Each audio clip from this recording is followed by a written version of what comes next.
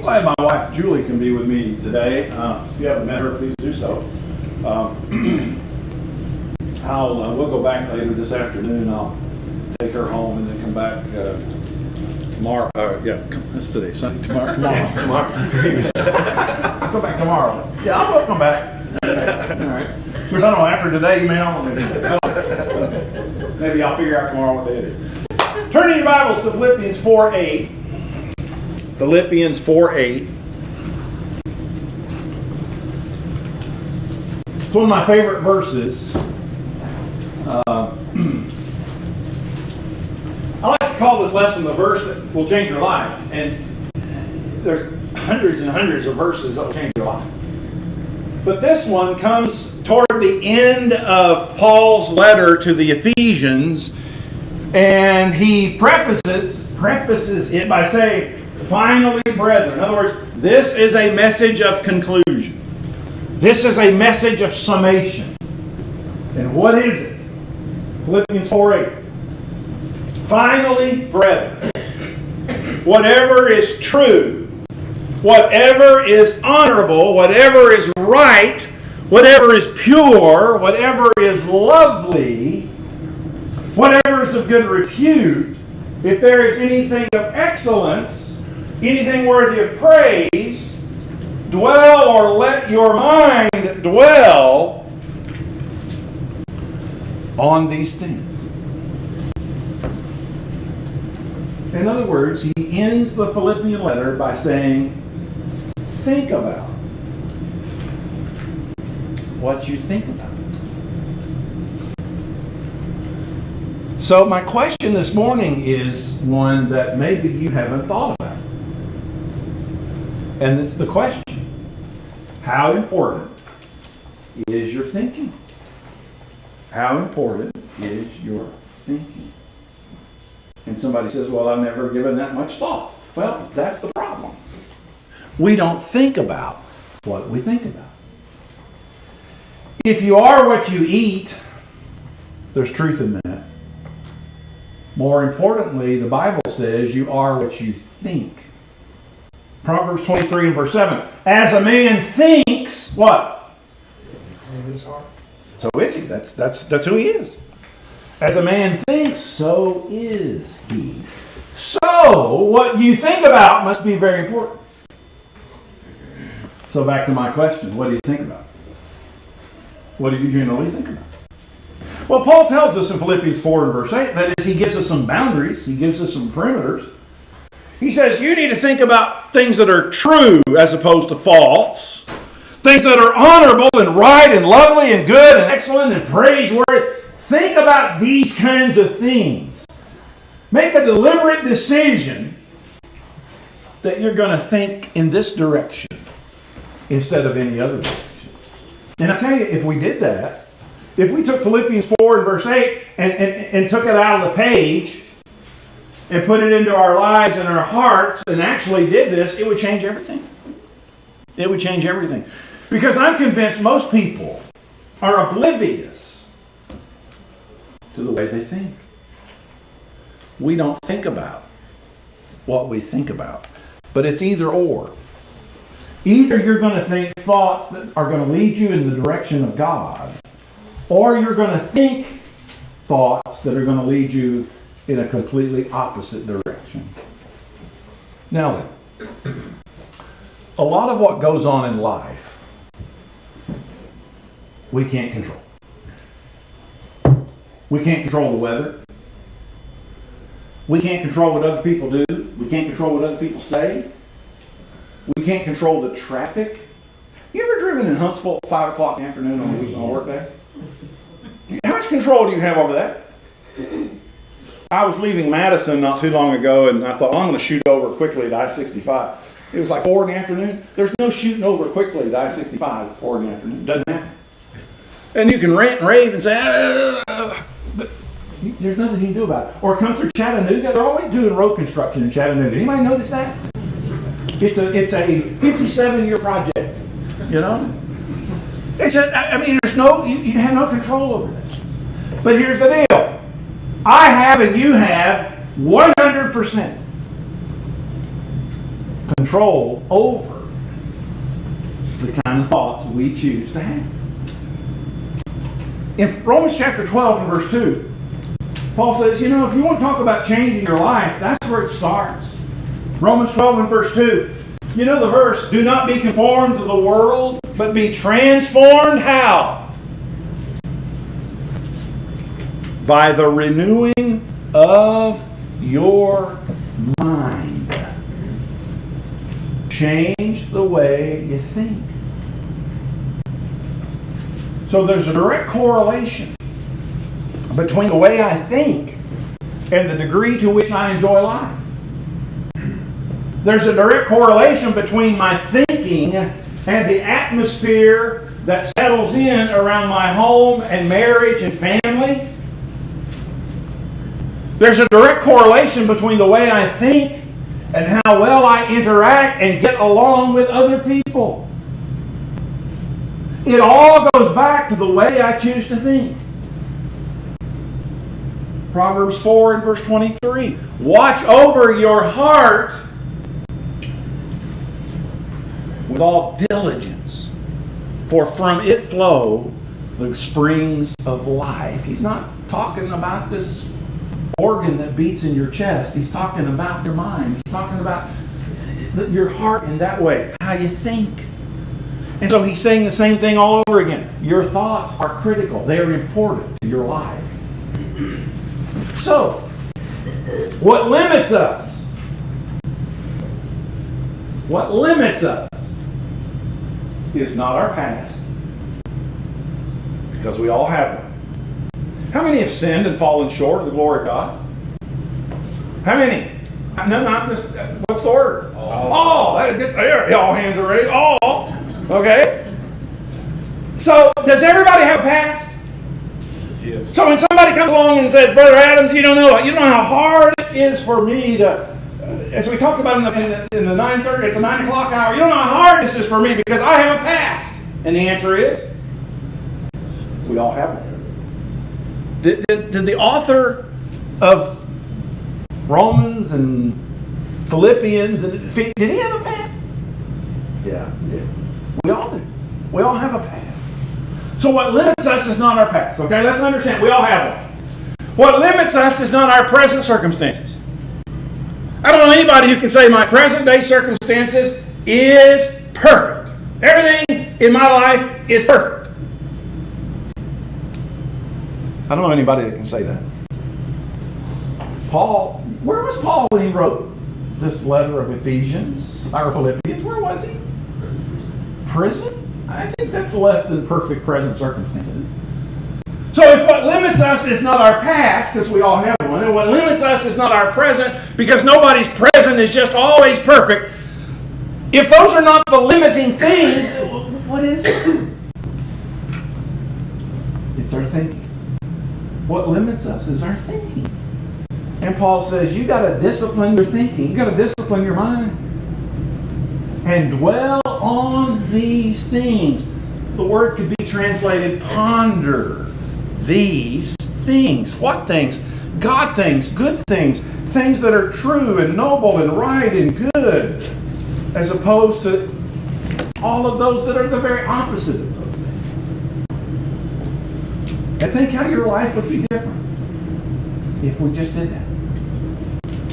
And if we just engaged in the 4-8 principle that Paul is giving us here in Ephesians or in Philippians chapter 4 and verse 8. Think how things would be different in your life.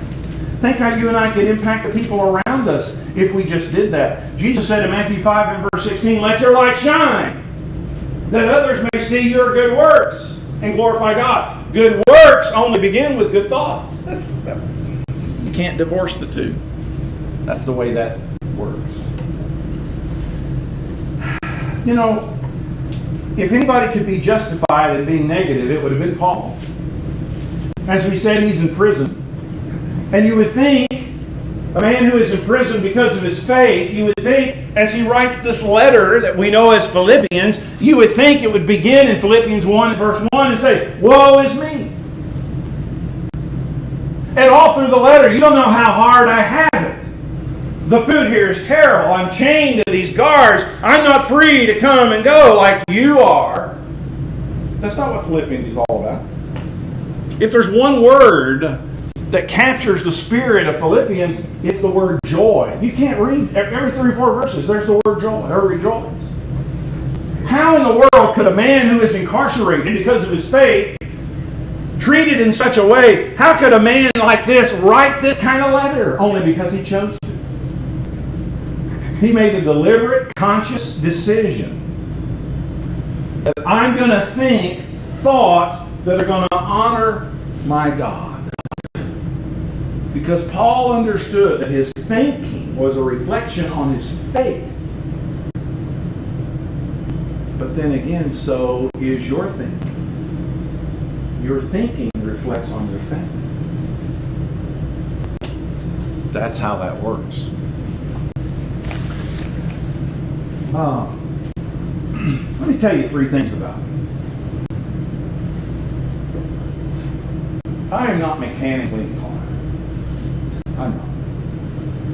When people call the house and ask Julie, is Wilson handy? She'll say no. I'm not handy. I don't. I got a hammer. If I can fix it with a hammer, I'm good. But I'm just not mechanically inclined. Call somebody who can fix it. I'm not musically inclined. Everybody in my family has the music gene. They play instruments, they sing, all that kind of thing. And somehow I miss that. I don't know. I'm not musically inclined. I'm not technically inclined. Technology is not my thing. For the longest time, I had what I called a retro mobile device. And it was the coolest thing you've ever seen. I even had a little holster for it, like John Wayne. I could pull that thing out and I could flip that thing open. It was so cool. It's about that big. And my kids, every time I would pull that thing out and flip it open, my kids would go, oh, bro. Dad. And one time, Julie and I were at this gym, and we came home, and I couldn't find my phone, and I said, I can't find it. I looked at it, and I thought, I bet I left it at the gym. So the next day, I go back to the gym. You know the little cubbies where you put stuff? There it was. So I told our youngest son, Luke, who was probably 17 or 18 at the time, I told him, I said, that proves people are honest. He says, Dad, that proves nobody wants your stinking phone. That's what that proves. He said, it's the 21st century. And he said, you've got to upgrade. And he was right.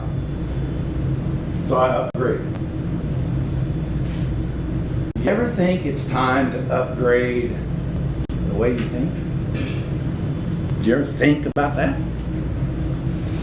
When Paul writes in 1 Thessalonians chapter 5, 1 Thessalonians 5, verse 16, verse 17, verse 18, he says this. He says, rejoice. How often? Always. Pray. How often? Without ceasing. Always. In everything, give thanks. I look at these 3 verses and I'm writing upgrade, upgrade, upgrade, because that's what that is. Now, immediately we look at that, rejoice always, pray without ceasing, and everything give thanks. We look at that and we say, well, how can I do that? How can I rejoice always when my life is not always great? How do I do that? How is that possible? How can I give thanks when things are happening in my life and I'm not thankful for them? How does that work? Well, here's how it works. Upgrading to a 4-8 kind of thinker, to a rejoice always kind of thinker, pray without ceasing kind of thinker, giving thanks for everything kind of thinker, doesn't mean that now everything in your life is going to be 100% great. That's not what that means. Paul's wasn't. What it does mean is that in spite of the hardships of life, you can do what he did, and that is to make a deliberate decision to wrap your arms around the living God and stand on his promises. You can do that. Paul did that. Rejoice always. Pray without ceasing. In everything. You understand that joy is an outside sign of an inside faith? You ever hear this song? I've got the joy, joy, joy, joy. Where? Where? Down in my heart. You know what Solomon says about that in Proverbs 15:13? If it's in your heart, it's going to show up on your face.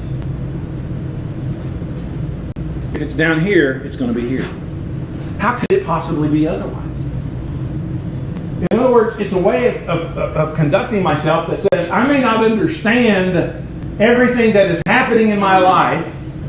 I can't answer all the questions of why. But I'm going to trust God with every ounce of my being. And if we would live like that, people around us, where we work, where we go to school, where we do business, people around us are going to ask the question, what is your deal? And the answer to the question is, my deal is Jesus. That's my deal.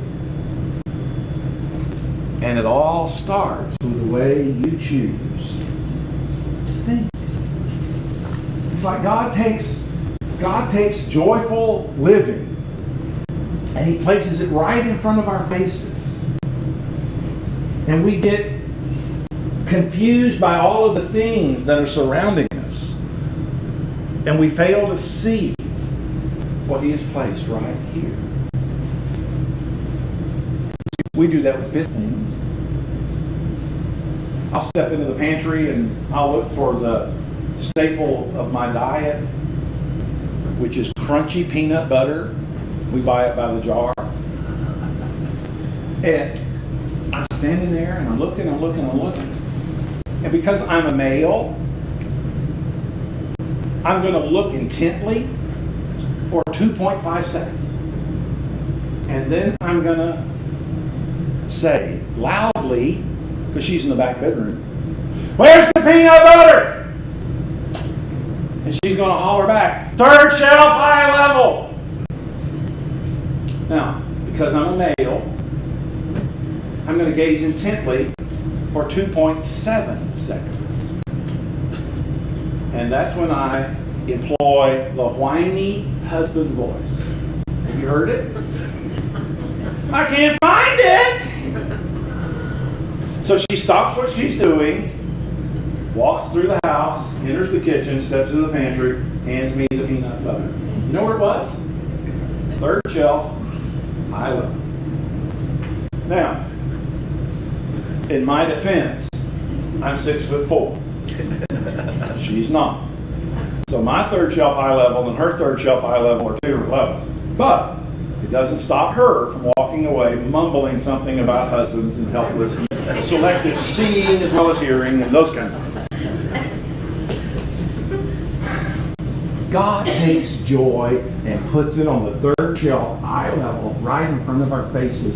And we get so taken with what's happening over here and what's happening here and here and here that we don't see. But I tell you, if we upgraded our joy, we would be a lot more fun to be around. Everything in your life gets more peaceful if you upgrade in that way. Your marriage gets better because you start focusing on the good traits of your spouse rather than nitpicking all the faults.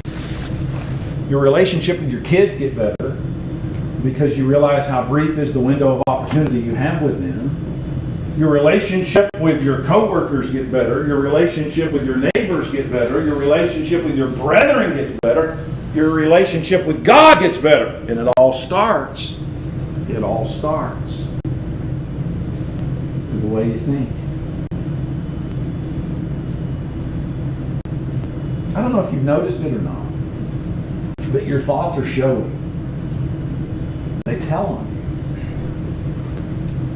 I read this statistic, and I read it on the internet, so it has to be true.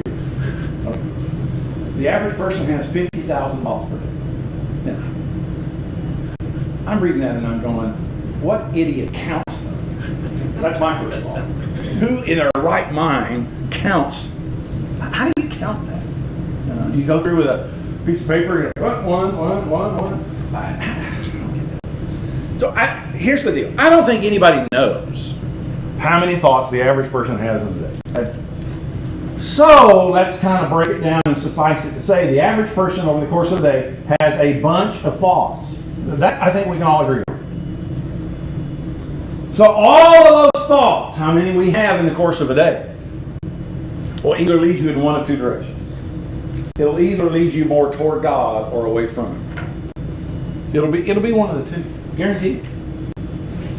But make no mistake, your thoughts are showing. Jesus said that in Luke 6 and verse 45. The mouth speaks out of that which fills the heart.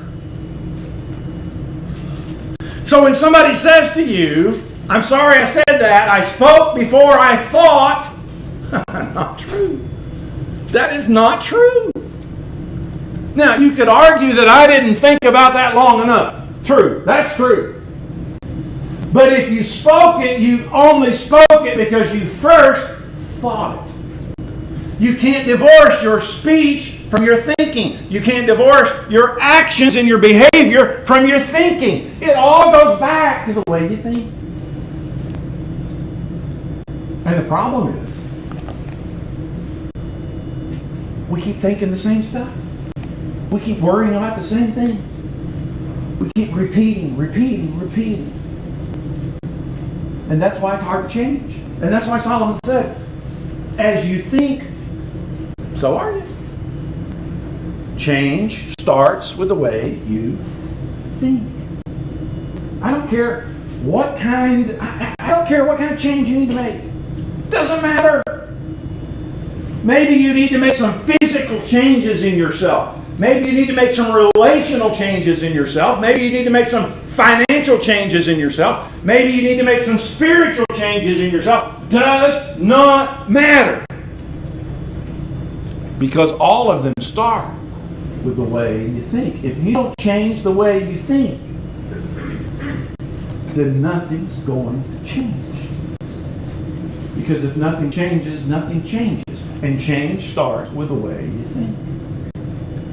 You know, when God made us, when you read in the book of Genesis, when God made man, God made us and He gave us a free will. You ever heard Brother Andrews, anybody else talk about the free moral agency of man? You ever heard that? What does that mean? Well, what that means is God doesn't make you do stuff. God doesn't make you do stuff. We tell people, you need to read your Bible. Does God make you read your Bible? That's not a trick question. No. Does God make you read your Bible? Does God make you pray? No. Does God make you make good decisions? Does God make you think right? No. Because you're a free moral agent. What that means is you're free to do whatever you want to do. It's your choice. It's your choice. I can choose to live with a negative mindset if I so choose. I can choose to live with doubt. I can choose to worry. I can choose to be dominated by drama. You ever know any drama queens? Drama kings? There's people that make those choices. Or I can choose another direction. I can choose to renew my mind to approve what the will of God is. I can make that choice. But make no mistake about it, you can change the way you think. You can reshape your thoughts. Now, what's the old saying? You can't teach an old dog what? New tricks. Okay. That's the bad news. But you want good news? Say yes. Yeah, okay, good. Here it is. You're not a dog. You're not a dog. That's the good news. I want you to look in Philippians 4. After Paul says what he said in verse 8 about, finally, brethren, think on these things. I want you to look what he also says down in verse 11 of the same chapter. Philippians 4 and verse 11. Not that I speak from want, For I have learned to be content in whatever circumstances I am. Hey, Paul, are there some things you had to learn? Yeah, there were some things I had to learn. Verse 12, I know how to get along with humble means. I know how to live in prosperity. In any and every circumstance, I have learned the secret of being filled, going hungry, having abundance, and suffering need. You know, people sometimes look at Bible characters like Paul and they'll say, well, he just naturally was able to, no, he had to learn some things. There was some things he specifically said, I had to learn. And if he can learn, then you can learn, and I can learn. Because you're not at all. And one of the things all of us need to learn is this. You are the product of your decisions and your thinking, not your circumstances. I can't always choose my circumstances, but I can choose my attitude toward them. And at some point in life, you have a decision to make. You got to take responsibility. You got to take ownership. And I'll tell you why that's critical. That is critical because the attitude that you choose, quit blaming everybody else. The attitude that you choose is a reflection on your faith. That's why it's critical. So really, when it comes to attitude, the question is, how deep is your faith? How deep is your faith? Because sometimes our thoughts are showing. And what we're showing people around us is our faith is not very deep. So we need to think about that.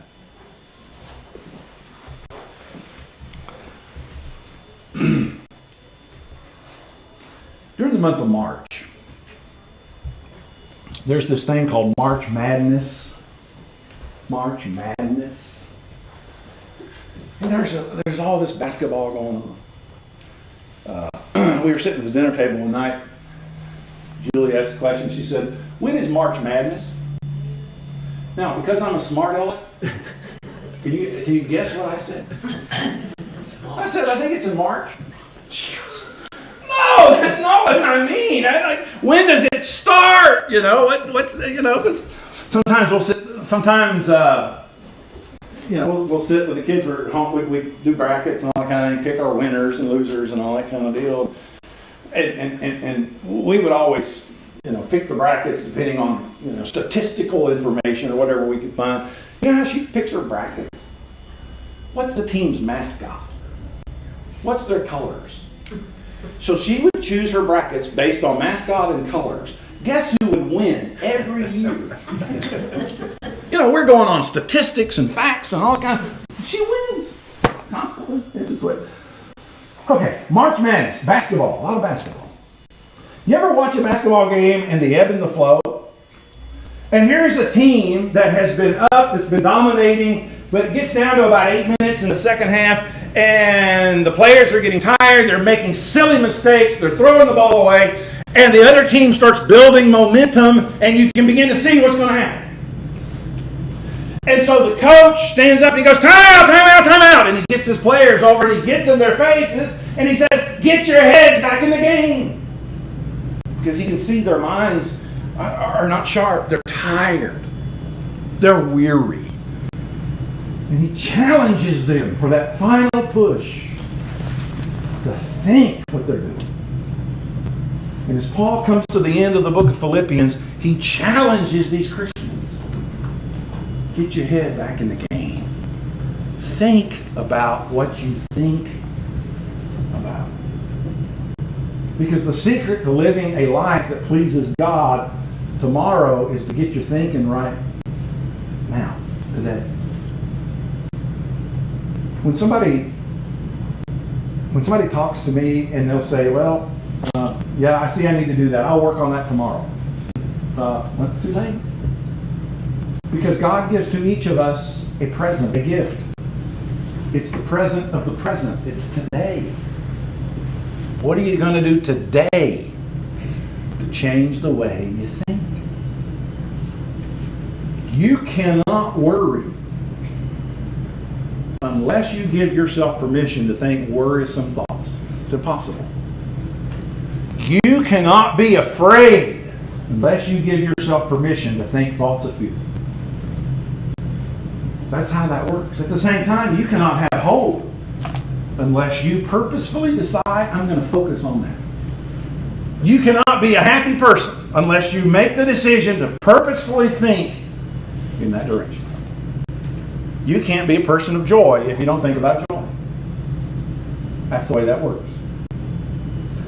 But if I start hanging around negative people, if I start hanging around people without joy and without faith, they're going to rub off on me. In other words, if I associate with people who whine and complain and gossip and condemn and commiserate, if I do that, then guess what I'm going to become? 1 Corinthians chapter 15, verse 33. Bad company. What? Was that written to teenagers? Paul, in that great dissertation in 1 Corinthians 15, on the resurrection, in that chapter, all of a sudden he's right in the middle of it, and all of a sudden he says, oh, wait a minute, let me say something to teenagers. Now, does it apply to teenagers? Well, sure. But the message is for all of us. Be careful with who you associate. Because if you associate with people who don't have faith, they're going to try to take yours. They're going to try to take yours. If I get on an elevator somewhere, maybe I'm in Nashville and I get on an elevator on the 10th floor and I start down, and there's a guy on the elevator with me, and as soon as the doors close, this guy starts hacking and coughing and says, oh man, I think I'm getting the flu. I just punched 9. And the doors are going to open. I'm getting off on the 9th floor. I'm taking 9 flights of stairs down. Because I don't want to be around it. Because you know how that works. But the same thing is true when it comes to faithless negativity. Read Numbers 13 and 14. The spies. The spies. 2 of them had the faith. 10 of them had the flu. And look who impacted who. When you're around people that don't have any faith, they're going to be intent to steal yours. Be careful. Don't let that happen. In 2 Corinthians 10 and verse 5, 2 Corinthians 10 and verse 5, there's a statement made at the end of verse 5 that I think just helps us to understand how important is our thinking. I want you to read 2 Corinthians 10 and verse 5. Read it to yourself. And then focus on the last thing he says. And tell me how important is your thinking. According to 2 Corinthians 10, 5. How important is your thinking? What does he say?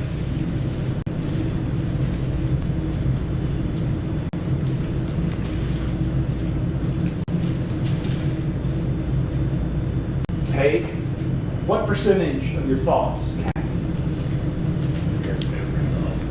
Every thought.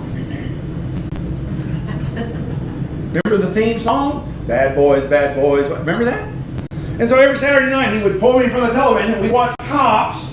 And he'd go, look at there, Dad, they got the bad guy. They got him. They got the handcuffs on him. They got him in the back of their car. They're taking him to jail. And he'd say, that's what I want to do, Dad. I want to be a cop. I want to get the bad guys off. Well, as time went on and he grew up, he never left that goal. So he went to college and got a degree in sociology and criminal justice. And he's been in law enforcement for years. And he's 3 years away from retiring. And the glamour has worn off. He's counting down the days that he can retire. Anyway, I think about this verse and I think about that show and I think about his life because I want you to look at the text. I want you to let words mean something. Look at what he says. Take every thought captive to the obedience of Christ. So here I'm beginning to think in a way that I'm not sure that I ought to think, or maybe I start to have an attitude that I'm not sure I ought to have, or maybe I'm facing a decision and I don't know what to do. He tells you what to do. Put the handcuffs on that thought. Put the handcuffs on that behavior, that attitude, and take it before the judge. Take it before Judge Jesus. And how do I do that? In prayer. in the principles of Scripture that I can read, in conversations I can have with someone who's experienced what I'm going through and maybe can give me some wisdom and some advice. And so when I employ all of those tools that God gives me and I make a decision that I ought not to think in that direction or have this behavior or attitude, I not only put the handcuffs on it, I incarcerate it and put it away. But it all starts with the way you think. One more verse, Galatians 6 and verse 7. You know it well. Whatever a man sows, what? That's what he's going to reap. Think of your thoughts as seeds you put down in the ground. The life you harvest will depend upon the seeds you put down in the ground. And if you want a joy-filled life, then fix your thinking on the joy-producing crop of God. Because your thoughts are a reflection of your faith. So here's my question. Do you think with faith or do you think with fear? Which do you think comes from God? So, I really don't care what kind of phone you have, but I'm going to tell you, there comes a time when you're going to need to upgrade your thinking. Because sometimes our thinking is a bad reflection upon our faith in the one who promises to take care of us. What time am I supposed to quit? 10:15.